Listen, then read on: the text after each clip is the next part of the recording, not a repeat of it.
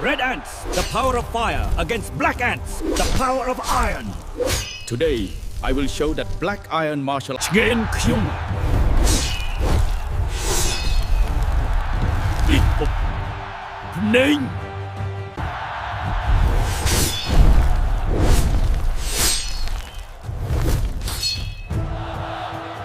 ស្រុំតក្រិតតាម៉ាំងអំងាចនៃភ្នែងទល់លនាងស្រុំក្កៅអំងាចនៃដែក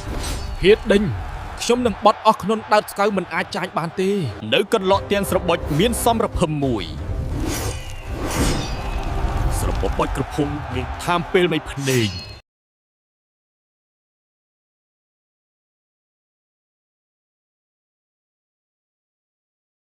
ឆ្កេនខ្ញុំពីពុកភ្នែងស្រុំតក្រិតតាម៉ាំងអំងាចនៃភ្នែងទល់លនាងស្រុំក្កៅអំងាចនៃដែកហៀតដេញខ្ញុំនឹងបត់អស់ខ្លួនដើតស្កៅមិនអាចចាញ់បានទេ Red ants, the power of fire against black ants, the power of iron. Today, I will show that black iron martial នៅកន្លក់ទាំងស្របុចមានសំរភឹមមួយ